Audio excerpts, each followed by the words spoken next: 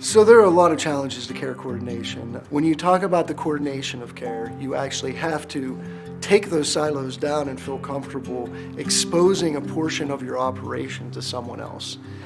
And so I think that that's where a lot of individuals end up having some struggles, is how can I be open and honest about maybe some of the dysfunction I'm having, not realizing that the dysfunction they're having is related to their lack of care coordination.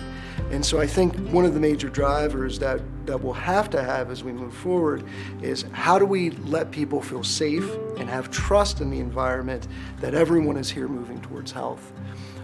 That's going to take a large cultural change in order to be able to do that, because our system has really not been defined. Our system has been set up in a way that we're all competing with one another. We're either competing for money or competing for individuals, competing for turf.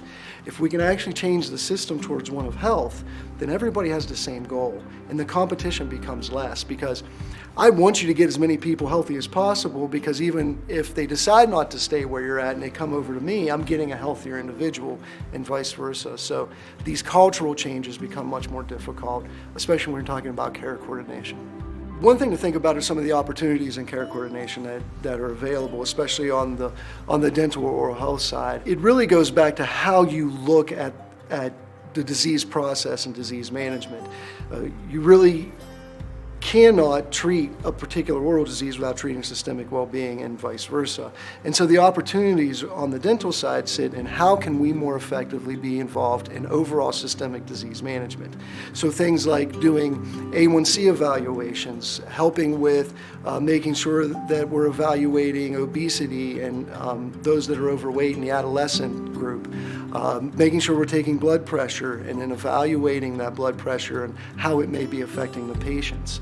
I think one of the easiest things to do is to just reach out to an individual provider and have a discussion about what's important to us as a group and how we can help one another bring in more health.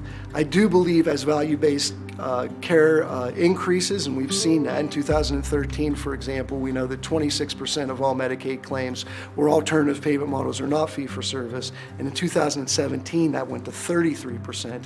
So that's a very significant jump. So I think as value-based care grows and the need for us to work together to make populations healthier is really going to be the other opportunity, where there will always be a carrot and an incentive piece, but there will also be the stick that'll be in place which will drive health outcomes. And I think the design and structure of how the business or the market is going to help push some of those things where we have more integration and coordination across the disciplines.